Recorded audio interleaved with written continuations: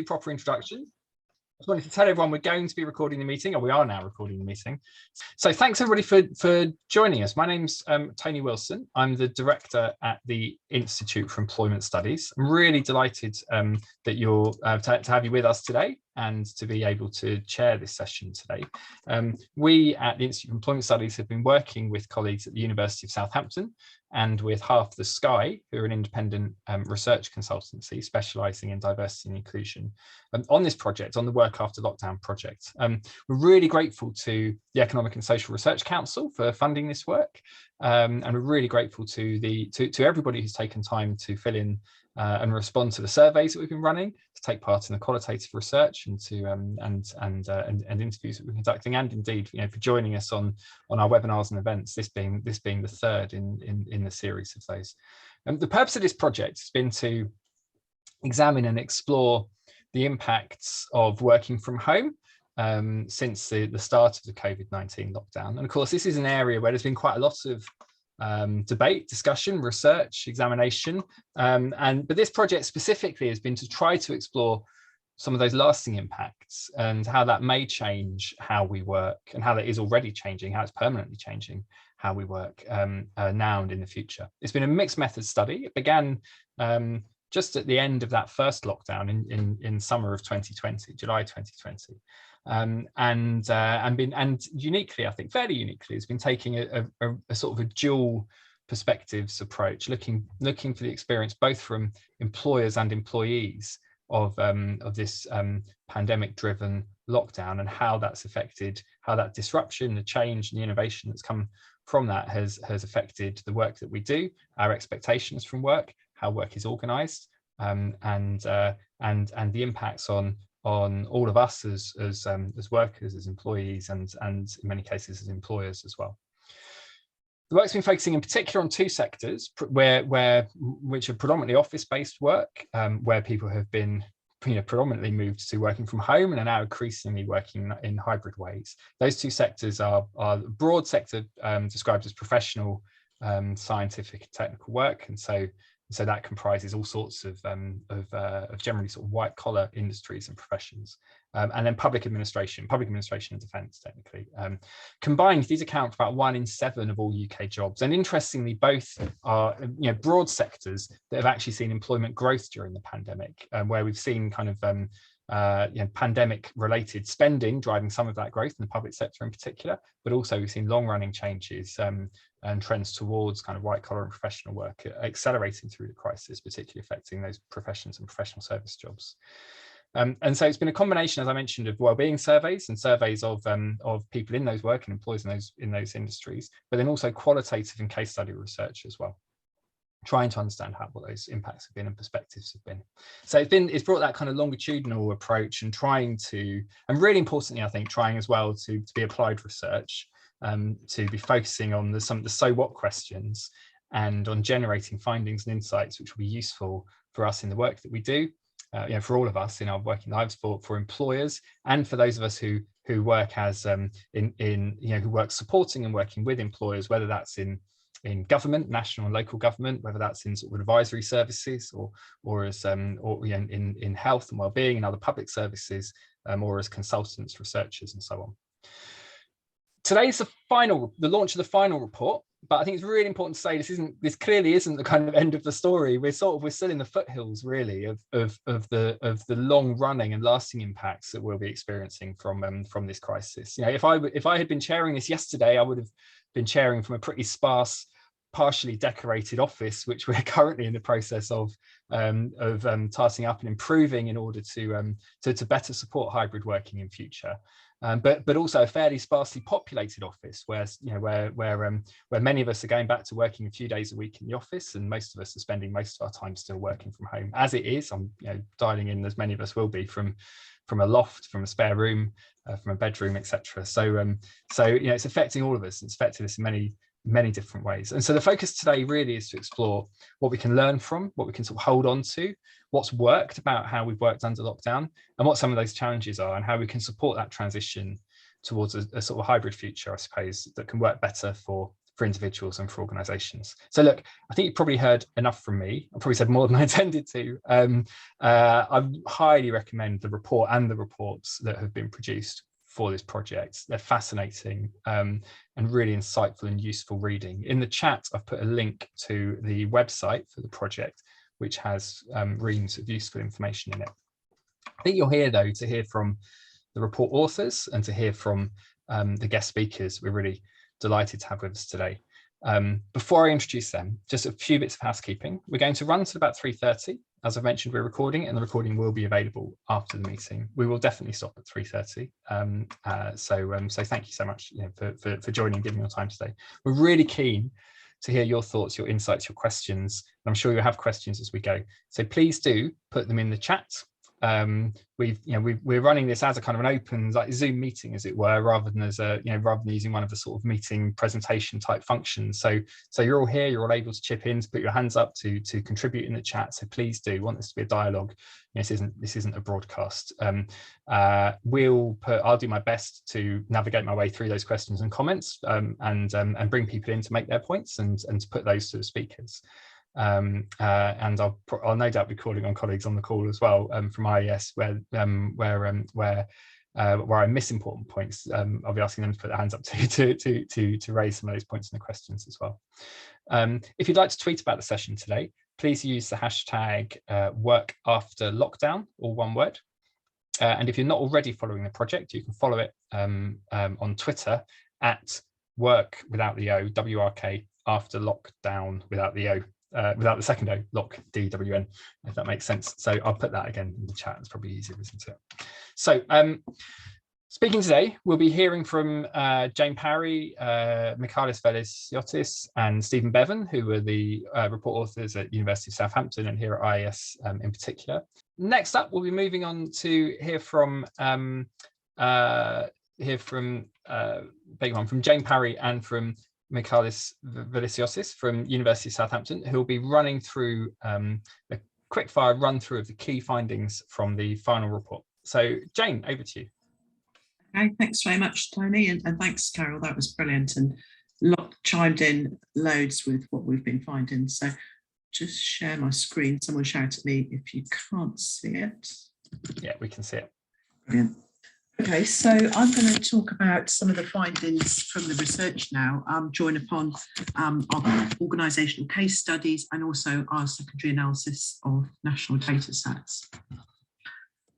So our main finding from walking alongside organisations over the course of 18 months and watching how they coped with change and uncertainty was that there can be no going back to the 9 to 5 fixed working hours of a single workplace, because there now are these multiple possibilities for how organisations can organise their workload to be effective. One of our participants said, the grand experiment that nobody wanted has worked. There's been a kind of permanent mindset shift about how work is organised among people who were based in offices. And indeed, this is documented in the national surveys that have been undertaken throughout the pandemic, and Michalis is going to talk to you a little bit about this now. Yes, hi everyone. Indeed, we have been analyzing some data from the Understanding Society COVID-19 study, a longitudinal study that was running throughout the pandemic and documenting how work at home was evolving, but also, and crucially, how preferences around working from home has been evolving. What you can see here in this table is that before any idea of COVID-19 pandemic or lockdown in the January-February 2020, around a quarter of employees across all industries had at least some work from home. This, of course, increased massively during the pandemic.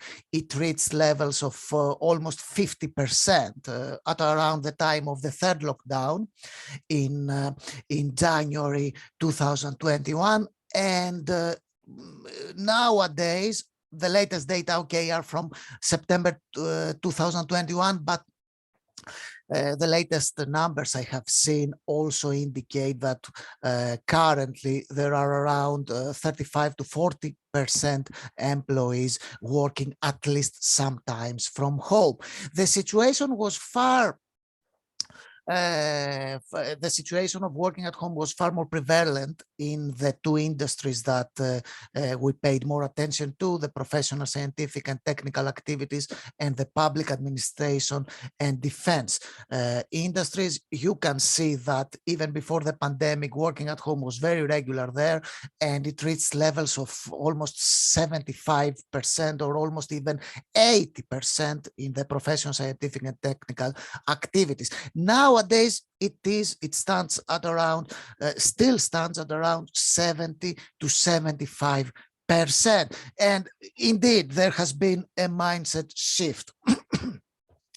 And if we want to look at preferences from working from home, for working from home, something that has been also documented in the survey, and we can see in the next slide. Yes, thank you, Jane. You can see that indeed there is evidence that a mindset shift has happened. There are talks about work from home fatigue and everything, but this is not apparent in our data that show that even though only around 1/5 of employees that have experienced work from home want to work always from home, you can see that around 96% of them want at least some work from home in the future. Of course, these are preferences that may change, but at least they show that this mindset shift that Jane just talked about may be a reality. And now over back to Jane to continue with the findings.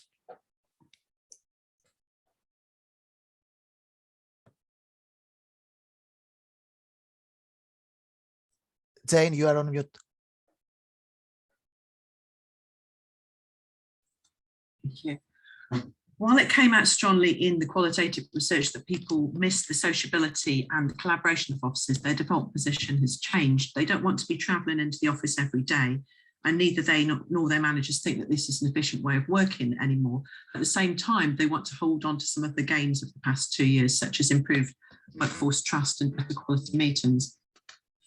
One of the most interesting aspects of conducting this research and it turning into a much longer lasting study of working from home than we originally anticipated was that there was enough time for good practice to develop and new working practices to develop around remote working. These included that where people are working online, they got out of the habits of printing documents. That offered clear gains when organisations had targets to go paperless, as many local authorities did, and gains both in cost terms and environmental terms. Often people developed creative solutions with technology, so they were working across multiple platforms at the same time, and that too produced efficiency gains. And the move to paperless can also offer gains to workplaces. It requires less storage space, less file space, so that space can then be repurposed in ways that are better suited to hybrid working. Really significant learning was around the digital skills needed to collaborate remotely. There's a lot of shared learning here as colleagues helped each other to upskill. New rules evolved around meetings and communication channels, such as varying the lengths of meetings, sharing very well structured agendas that people could pop in and out for particular agenda items, and sharing and storing documentation around these platforms. The staff got much better at managing their time, particularly in the beginning, at the first lockdown, when they had to navigate their paid work around very complicated domestic circumstances.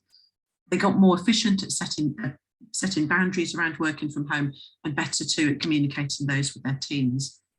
Many commented that the time they gained from not having to travel to offices could be reparceled off into focus time.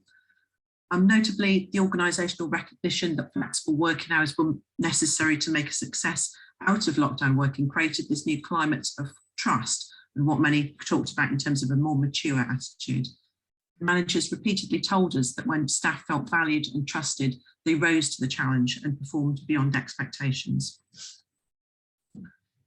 But when we last spoke to organisations at the very end of last year, they were still very much in the period of experimentation, which they thought would go on for some time while they worked out what would work best with particular job roles and team needs.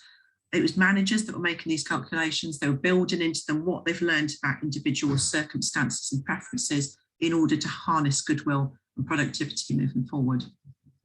They were understanding hybridity then as a spectrum rather than a quota, and organisations too anticipated that they'd be using space differently and occupying multiple spaces over the working week.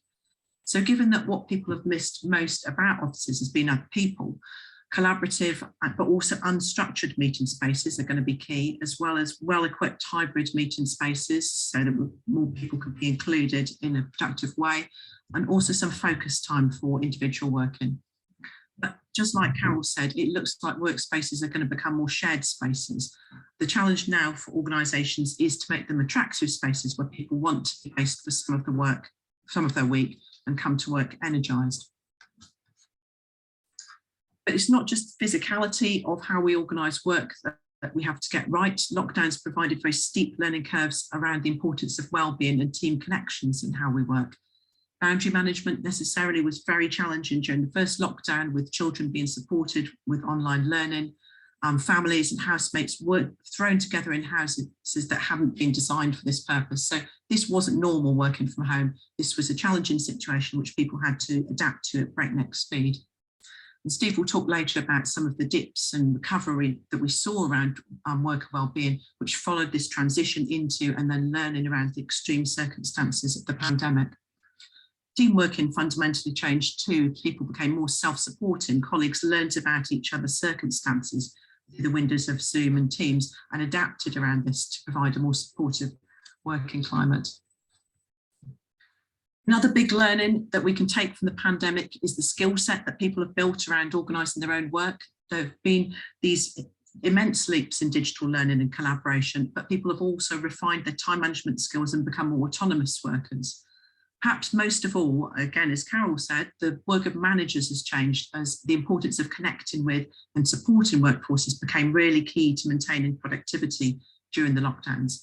The managers of remote teams had to support workforce wellbeing, they had to manage virtual connections, they had to have complex conversations about future working patterns, and they had to ensure effective induction and on-the-job training for new starters. And generally speaking, they took this on with very little adjustment in their workload. Moving into hybrid working models will undoubtedly become more complicated than the mass movement to working from home, when at least we had a kind of standardised set of expectations that could be communicated to staff. It's going to call upon managers again, who in many ways have been the linchpins of this period, to have skilled conversations with staff that carry goodwill along with them. It's going to be another time of habit-breaking practices in work, when clear organisational messaging is vital to successfully retaining and motivating staff. So what do we know about how we can optimise hybrid working? Well, it looks certain that most organisations will be utilising some degree of hybrid working in the future, and a really important factor in making a success out of this is good job design and transparency around this, so that decisions are seen to be equitable but also logical, not simply managers reverting to preferred practices in the face of counter evidence.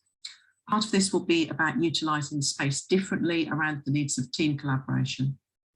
One of the really skilled jobs managers is going to be working out effective ways of curating when staff should be in offices and coordinating this both with colleagues but with broader workforces, so you don't get peaks and troughs around office use. And importantly, so that people can get together to do the connecting and innovating that can be more challenging remotely. A strong perception was that it's important to be transparent with workforces about workplace change, but it was also acknowledged that there needed to be some openness to experimentation and to allow mistakes to be made to continue the kind of learning curve that's come out of lockdown. Factored into this was a recognition that it can be unhelpful to provide fixed quotas, because just as the pandemic has taught managers that some employees will benefit from more flexibility around their working hours, such as people with caring commitments, others would prefer to be in the office more often. Particularly, we noted in our research, young people, new starters, and employees who are particularly missing workplace connections.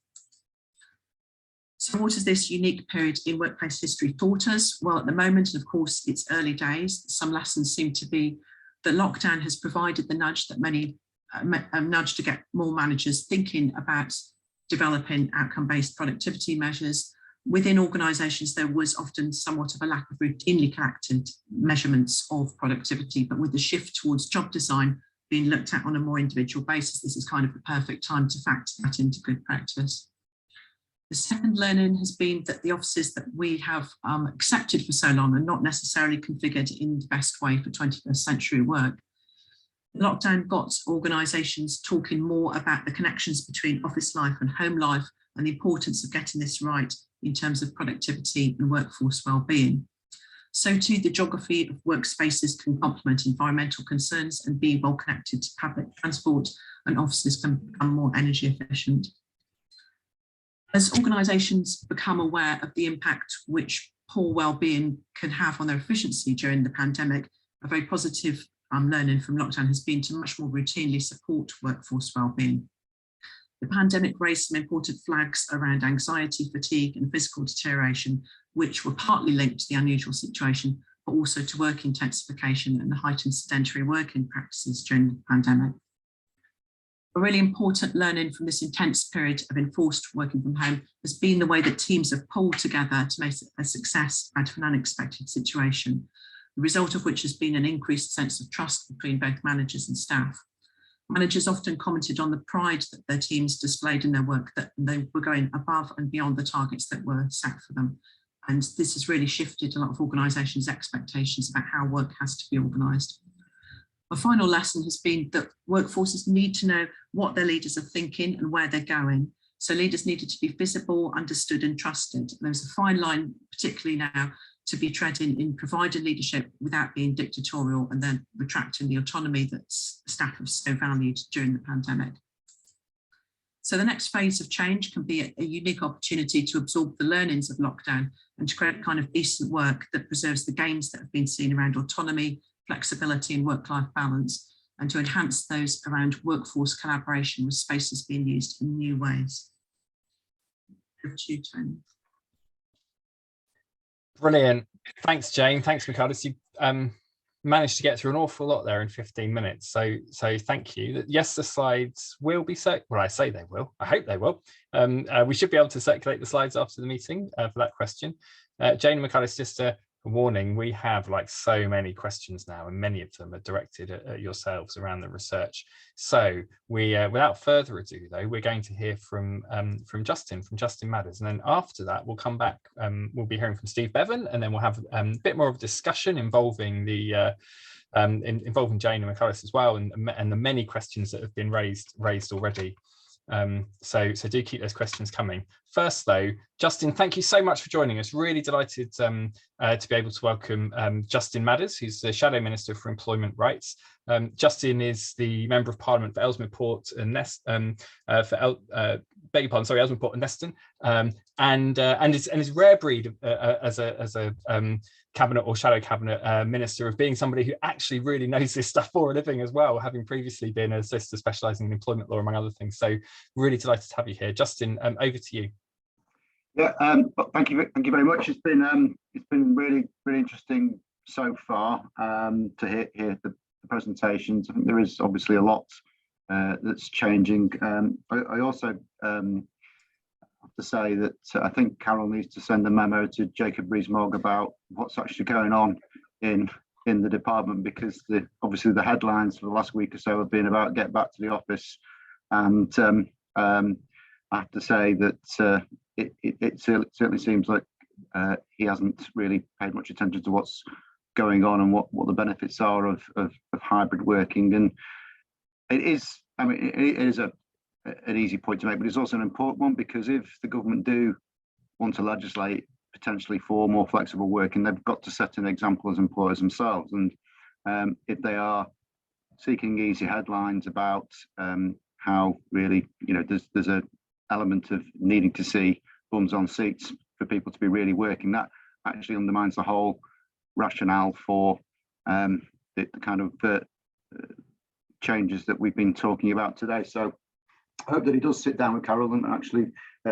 gets a little bit more informed about some of the benefits of this. So as has been said, I was an employment solicitor for about 15 years before I entered Parliament, so I have a very long-standing interest in this area. And in my speech, I'm going to cover a couple of aspects. First, I'm going to talk about what I see as the big issues in the labour market at the moment and what we hope as a Labour Party we're going to be able to do to change that. And then I'll say a little bit about some of the issues that we've been discussing today and how we see that sort of developing over the next few years, because that's by definition really not been covered so much by our green paper. And I will put in the chat later on a link to our employment rights green paper, which has got a lot more detail on some of the policies that we've got. And it's one of the few areas where we have set our stall out well ahead of the general election, because improving workplace protections is really central to what we hope will be the next Labour government. So I'll start with a few general observations. Actually, I think that the whole employment rights agenda has actually had far too little coverage politically. It's been far too far down the political agenda for too long. And when you think this is an issue which affects 30+ million people in the country, it ought to get far more coverage. And I think that that's been rather exemplified by the news that's emerged in recent weeks. That the Queen's speech probably won't have anything in on employment rights, despite it now being over 5 years since the Taylor Review was released. And of course, with the vast majority of those recommendations still to be implemented. Obviously, recent weeks have seen a bit more attention on the issue due to the P&O scandal, which is probably one of the most egregious examples of workplace abuse I can remember in recent times. But I think the reality is that those kind of things do go on very regularly in workplaces. They just don't usually happen at that scale and so publicly in such a dramatic manner. And I think that those kind of things that are probably a daily occurrence somewhere up and down the country are part of the problem that we need to fix. I think the proliferation of gig type work has also created a problem, and of course that may trumpet flexibility, but to me it feels like it's a one-sided flexibility, and there is no security attached to those type of jobs. And because that is quite often now the introduction to the labour market for a lot of young people, I do think that we've got a job to do to actually raise people's expectations about what they can expect from their employers, because there is, I think, a whole generation of people who have grown up in non-unionised, unbalanced, disrespectful, exploitative workplaces.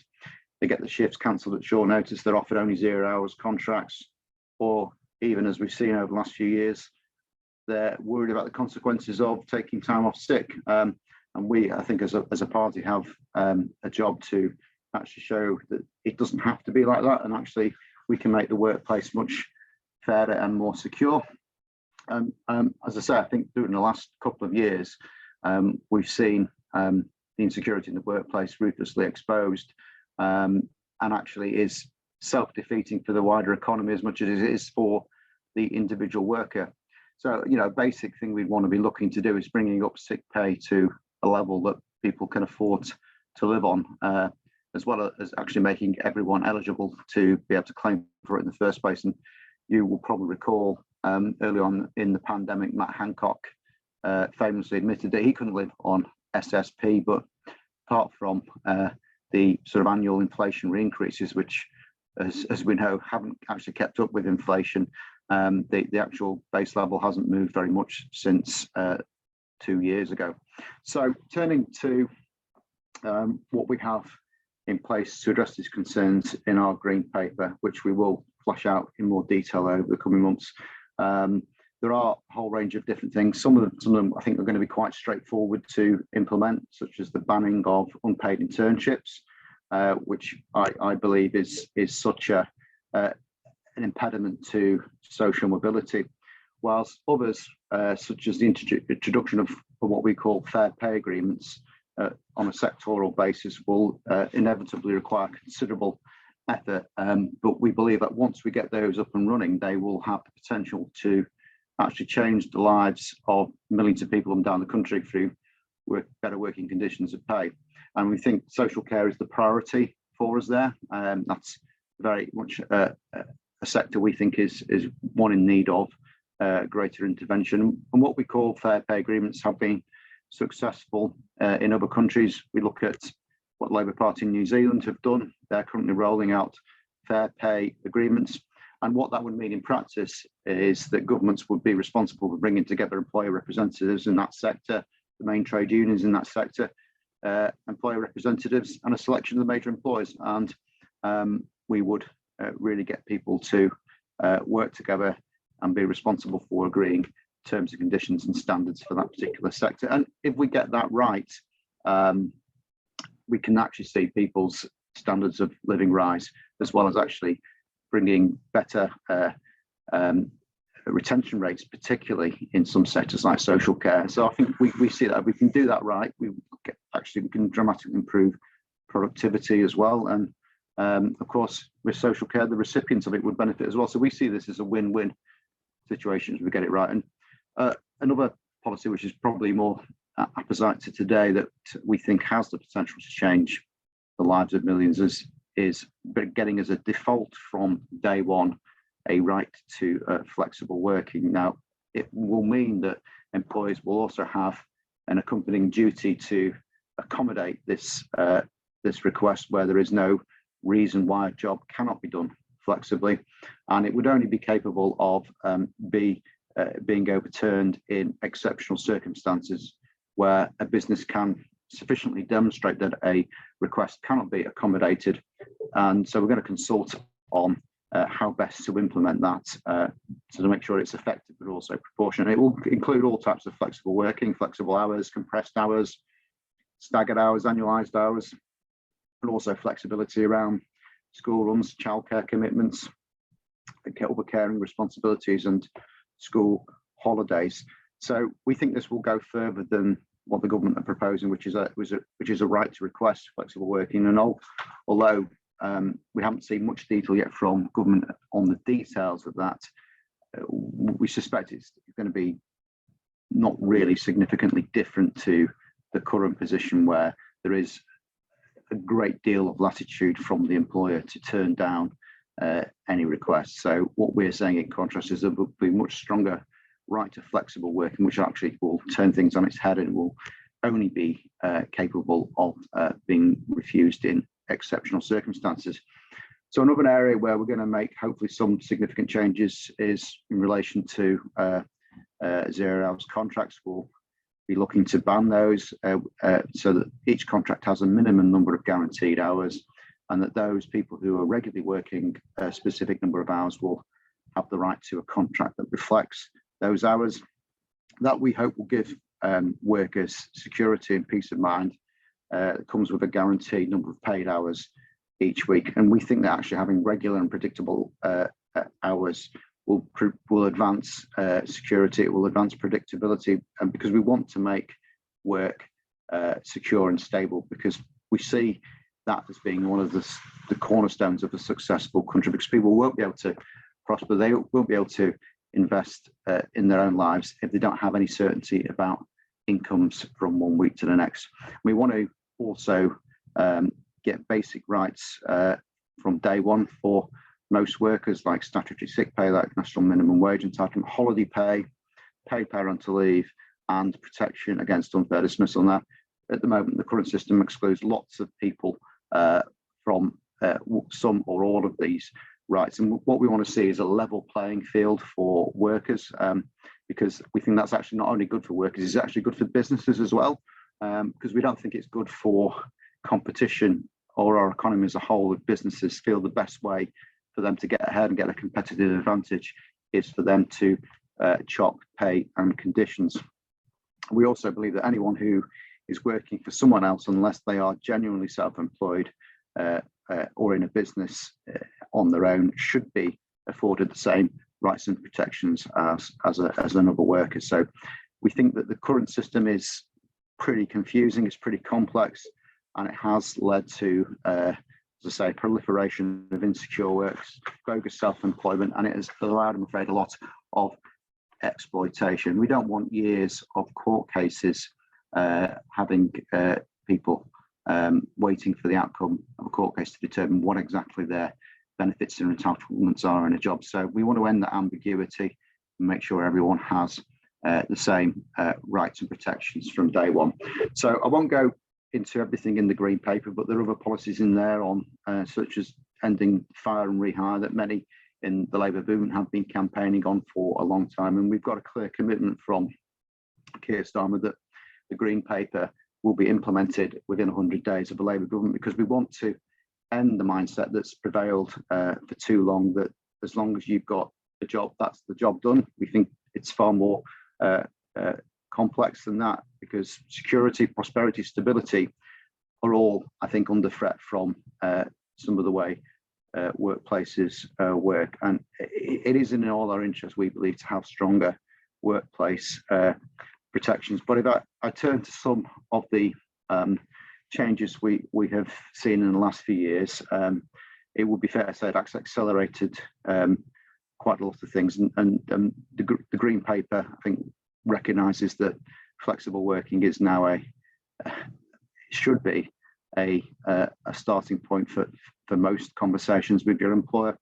And as you've discussed, the pandemic has changed the way many people work, and the use of technology has been a great liberator for people away from their offices. And I did note in the report that there's now seem to be a significantly increased expectation of flexible and hybrid working. And we just want to remember, though, that there are millions of people who have to be physically present to do their job. And I'm not sure there's anything we can particularly do about that in the short term, but we should also remember, and I think this has been touched on already, that technology can liberate, but it can also subjugate, and that there needs to be, we think, clear limits on where the office ends and the home starts. And we do have in the green paper a pledge to introduce what we call the right to switch off. Now, the UK is one of the worst countries in Europe for work contacts outside of working hours, and this has been compounded in the pandemic, and it does show from research that it's led to rising levels of stress and anxiety and burnout caused by this sort of always on culture where people think they always have to be online at the beck and call of their employer. And clearly there will be times when such contact is needed, but constant emails and calls outside of normal working hours shouldn't be a norm. We think that, you know, some simple things can be done that might not need legislation. You know, if there's a team, you should have a rota so that there's only one person who will be contacted in an emergency instead of everyone having to check their emails and be on call every night. And then, you know, how much of this will need legislation, how much we can do by guidance will be something that we will be working on. But I think many of the aspects of the new working world will be addressed by what I call the 3 T's: transparency, trust, and talking. Now, I just want to say a few words about transparency, because this is obviously aided by clear policies from an employer in terms of what is, when it is and isn't appropriate to contact someone outside of working hours. So there's a clear expectation and agreement about what is acceptable. But it's also got a big role, I think, and this is something we haven't really talked about yet, to play in terms of algorithms. And I know there are concerns that there is an increased use of those in recruitment, and that does create problems because it isn't always clear why a certain candidate might be rejected for a role. And of course, that can give rise to accusations of discrimination. So there does, in my mind, need to be a human sense check or an element of in-person decision-making to any kind of process which involves algorithms or AI. And I can't imagine, for example, if there's such an issue, got to an employment tribunal statement from an IT manager about how they set the software system up being of much use to anyone. So the transparency, I think we would probably describe it in terms of explainability, really, a clear and concise statement about how a particular decision has been arrived at, what the parameters of the algorithm are, what steps have been taken to ensure bias is removed from the system, and what checks are made by the ultimate decision maker before that decision is confirmed. And ideally, we'd want to see all that agreed in consultation with a trade union before any algorithms or AI are implemented. The second T is trust, and this is probably one which we've touched on already, where there is least scope for any legislative involvement, but it could well actually be the most important factor. Home working, as we've already touched on, does involve a significant degree of trust. Trust that people will actually do the work, and they'll actually do it correctly. Because the way work's changed, it's not that easy as it used to be to pop your head around the corner, speak to a colleague if there's an issue. And maybe that's something that's a culture change that might be already happening. But I can foresee issues where there might be genuinely new tasks, new starters in particular, or new issues that have arisen where trust will become important. But also the third T will be important talking, because you've got to have a proper dialogue with people. And there is, I think, as well, a concern that if you have increased algorithm sort of task-based jobs where people are handed jobs from an app, for example, that there isn't the degree of dialogue and talking there, because and we've certainly heard reports of this in elements of the gig economy, that a lot of the tasks and duties are ramped up in a way that basically makes it unsafe to sort of carry on at those levels. That's why talking and communication is important. And I think that as I say, we want to move away from a situation where people are only consider working when they're logging on. We want to get back to some basic systems of employment rights. And then just looking at things from a slightly broader perspective, we think that obviously technology is going to keep changing. So, a lifelong right or expectation to be able to keep up to date with that is going to be, I think, very important. But we also need to make sure that there is equality in terms of digital access, and actually everyone not just has the skills to be able to approach the IT in the right way, but actually their home environment is supportive. They might not have the right broadband, their employer may not be able to afford the right IT, and there will be issues possibly created there as a result of those kind of restrictions. But also critically, if there is increased home working, it's important that those soft skills are allowed to develop, that team working is still an important element of it. And we've got to make sure that jobs are developed in a way that allow people to develop those skills, and that there is still actually a role for individual judgment and discretion from individuals when they're dealing with their work, because I think that will actually be quite important towards job satisfaction and ultimately retention. And as I think has already been mentioned, we don't want to see the dramatically reduced commuting times that these revolutions will bring being swallowed up by intensification. So as I say, we want to legislate for this right to switch off.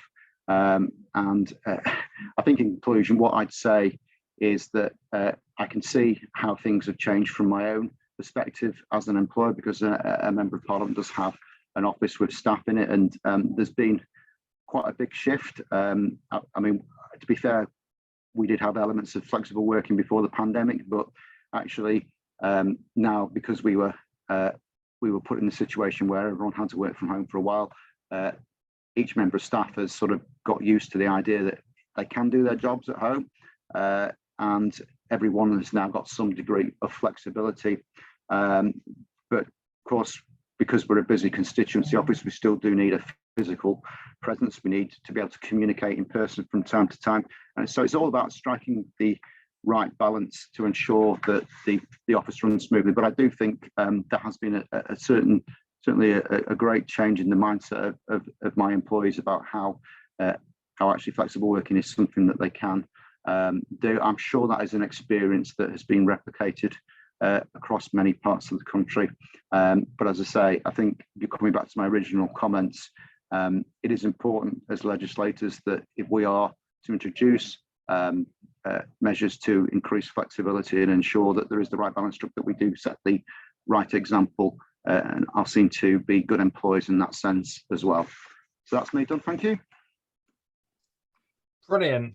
Thanks, Justin. That was a sort of tour de force through the different aspects of your green paper and reflections on where we are on home working too. I mean, it struck me your sort of 3 T's around trust, transparency, and talking kind of apply equally well to these debates too, actually, around flexible working, hybrid working, and one of the really important findings in our report around how we sort of democratize and involve employees in some of those decisions too. I just had one thought, if you've got time, just to say one question, is just a couple of things in your green paper talked about, for example, investing in health and safety executive, which we really welcome, the single enforcement body, again, really welcome, parity between mental health and physical health, which is really important, so we've been calling for too.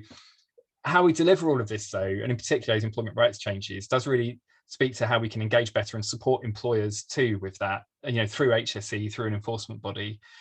Got any reflections and work with trade unions as social partners in that? Is there more we can do to better support firms, support businesses, and to support unions in sort of maximising, trying to get the benefits of flexible and hybrid working, and avoid some of the pitfalls, some of the sort of Jacob Rees-Mogg knee-jerk reactions to it as we go? Is there more we can say about how we support the employer and unions to get better at this, as well as legislate to improve it?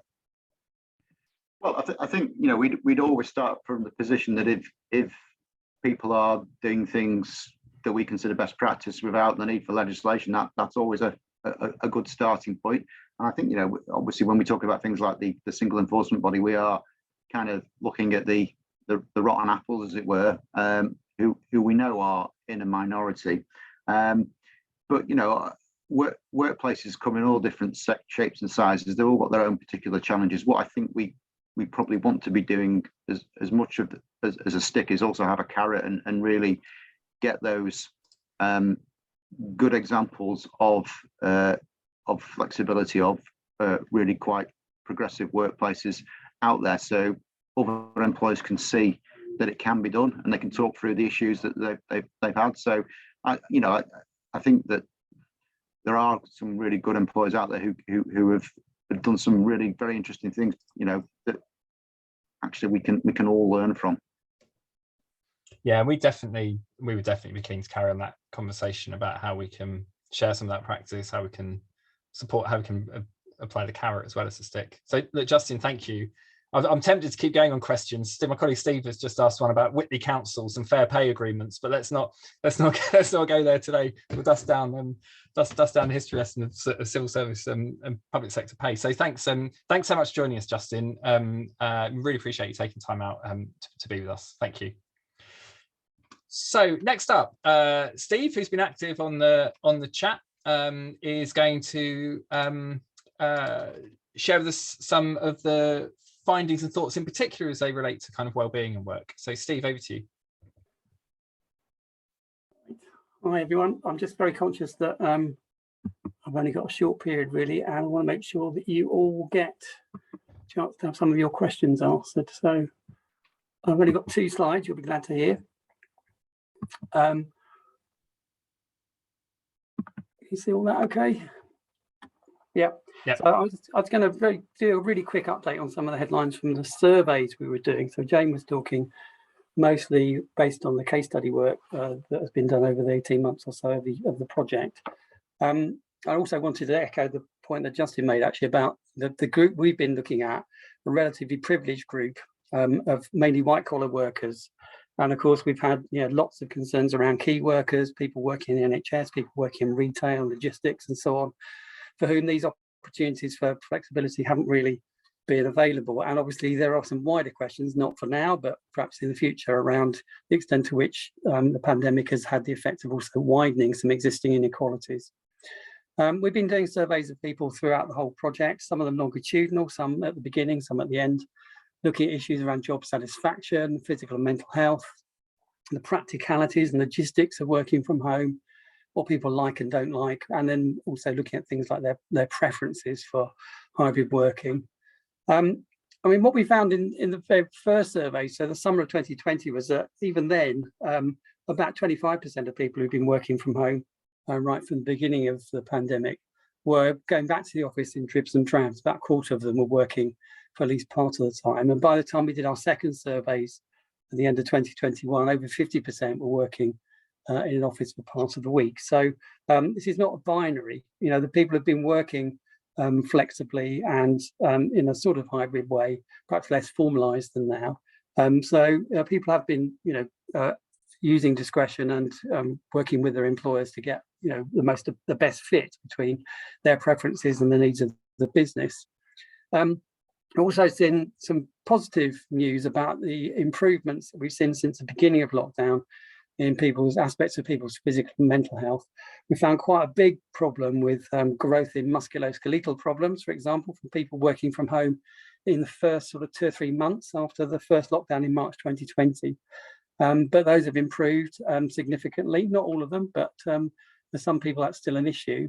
We certainly found that those employers who've taken the trouble to invest in health and safety and workplace adjustments and new equipment and so on, that seemed to be working out in terms of, you know, reduced symptoms and having a beneficial impact. Although we have found that even now, the levels of self-reported fatigue amongst people from working from home are still quite high. They're higher than they were right at the beginning. So that's something that we need to think about, and it comes back to questions that we've been discussing here about work intensification and the boundaries between work and non-work and so on, long hours working, etc. We also found over the 18 months of the study that most aspects of job satisfaction had increased. They weren't that badly damaged actually initially. I think people in many cases were quite energized by the opportunity to work from home. There was some adjustment, but we certainly found that people's pride in their employer has increased steadily, and also a strong feeling that they're more trusted by their boss now than previously.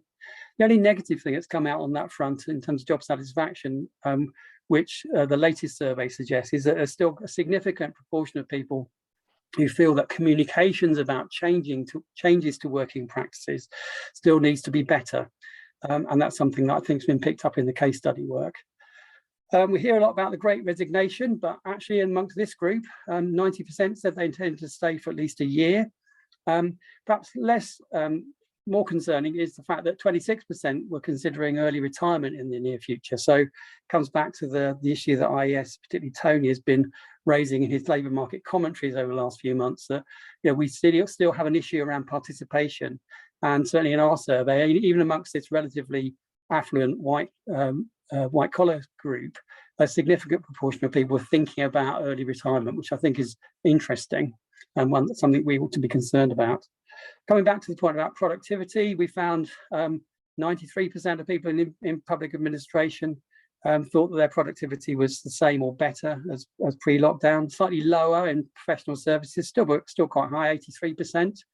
We found that those people who were reporting quite high levels of productivity also had much better mental health, and they also had better capacity to maintain concentration, cope with interruptions and so on. So something about the skills that people develop when working remotely that seems to be strongly related to their productivity. We found that about 44% of people working in public administration have been investing in their own skills during lockdown, but that's far fewer in professional service sector, only about 30%. So I think, you know, the wider macroeconomic question about how we raise productivity is partly about investment in skills. I think we've only seen a partial investment by both employers and by employees themselves in skill acquisition. So that's something that I think we need to watch out for. We certainly found that mental health was worse for young people, for carers, people doing homeschooling and so on. But we found that those people who had most frequent empathetic contact with their line manager had better mental health. And so I think that's certainly worth looking at. We found that fewer than 50% of managers, even by the second survey in late 21, had received any training on managing remote teams. And also we found, particularly in professional service organisations, that there was a sort of seniority gap in wellbeing, with people in partnered or equivalent positions in professional services organisations reporting far better wellbeing than those people that they were managing, which goes back to the sort of social gradient in wellbeing that we see in some organisations. So we also then looked at what people's post-lockdown work preferences were. And we found, as we've heard, I think, throughout this afternoon, quite a high level of permissiveness amongst employers. They're relying on having grown-up conversations with individual employees or groups of employees about what a profile of hybrid working hits a sweet spot, I suppose, between meeting the needs of the organisation and meeting the preferences of individuals. But for the most part, that's what people want, and that's what's happening. About half of them have been allowed to agree terms directly with their boss. And of course, our survey, like many others, have shown a really strong preference for hybrid working. And also, you know, an increase in the proportion of people who now have much more dedicated and well kitted out working space at home. We found about a third are expected to attend the office or the workplace for specific tasks and activities. They're mostly team-based or customer-based or collaborative activities, and there seems to be quite a lot of consent around that. About 30% have got full flexibility to work at home. 25% can work from home on a fixed pattern, usually some sort of rota or roster. And perhaps won't surprise you that most people's preferences is to have the opportunity to work 3 or 4 days at home. And only about 12% have said that they had their return to the office mandated by their employer. So in a sense, it sort of echoes this point that actually we've now got into a situation where hybrid working is an ongoing, relatively grown-up conversation about you know, which jobs are, if you like, location dependent or time dependent, or which are independent of time and location. And let's just be realistic about what tasks you need to do in which location. And it won't surprise you, but the most obvious finding of the whole thing is that when we ask people about the extent to which their preferences for hybrid working have been matched by their employer, those people were also the ones with the highest levels of morale satisfaction, and also the ones most likely to stay. So for employers, most of them are realizing, of course, that if they manage this appropriately and flexibly and in an imaginative way, then they'll reap benefits, not just in terms of productivity and attendance and well-being, but also in terms of recruitment and retention. So I think that we've got some challenges around job design, for example. We've got some issues around how we manage performance, managing more remotely. There obviously are issues about supporting line managers. But it does seem to me that we've got 3 or 4 things that I think this all means that point us to the future. So I'll just finish with a few very quick observations. First of all, the lockdown showed that most employers were able to pivot really dramatically to different working conditions. And this supports the view that the pandemic has accelerated some trends in working practices that were happening already. And this isn't just about the very dramatic, you know, making gin on one day and then hand gel the next type of transformations. What we've seen is that, you know, organisations have managed to manage this transition by keeping people, you know, teams working together, or adopting new communications approaches, keeping customers and clients happy, and maintaining output, and looking after the well-being of their staff. Many managers have found themselves managing the kinds of flexible working arrangements which most of them had previously thought to be unworkable, and some of them have been quite stubbornly refusing to countenance despite requests from employers. So lots of organisations have proven to themselves that the things they thought were impossible are possible, and it's difficult to see how that can be reversed. So I think a major message from our study is that this sort of hybrid working genie is out of the bottle. And despite the efforts of some employers, a minority, and some politicians, I think it's going to be hard to return fully to pre-pandemic working styles. And so the approaches that many organisations have taken to managing flexibility, the fluidity of working arrangements, diversity and inclusion, will have to be part of the fabric of organisational life for the foreseeable future.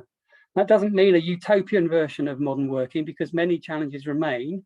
But it is likely that without the seismic shock of lockdown, UK workplaces may have taken many more decades to reach the level of technology-enabled flexibility and responsiveness to employee preferences that we've achieved in barely 2 years. So as Jane and Tony and others have said, you know, although this is the end of our current piece of work, the questions and issues and the need for evidence and to monitor good practice continues. And it's something that we certainly at IES and our partners at Southampton and Half the Sky will be continuing to look at over the coming weeks and months. Thank you. Brilliant. Thanks, Steve. You do pack a lot into your 2 slides. That was really, really rich and helpful, and really useful. And lots of thanks on the chat as we've been going to. So we've got 8 minutes my clock is slow. I'm going to pretend we've got 8 minutes. We've got 6 minutes, haven't we? Before we wrap, and we've still got Emma McAllis and Steve on the call. We've there's some really good comments in the chat. I've identified kind of 4 or 5 key themes people are asking about. One is about management. How do we get the line manager support and expectations right? How do we maximize the benefits of hybrid? How do we support firms? How are decisions made? How do we monitor it? The second about the role of social partners, which I'd love to come to if we have time. How do we sort of democratize decision making on this? How do we better support social partners in addressing some of these challenges and making workplaces better? Health and well-being, which Steve's given us good coverage on actually there, but a particular point here around impacts and experiences for disabled people.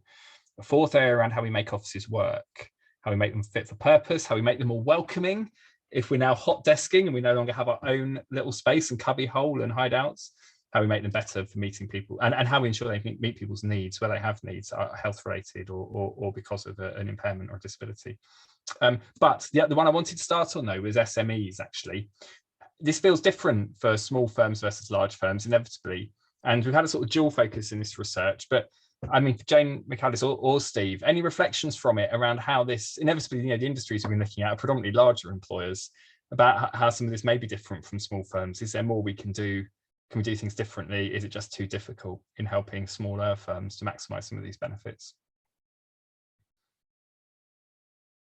Well, I started on the hardest question.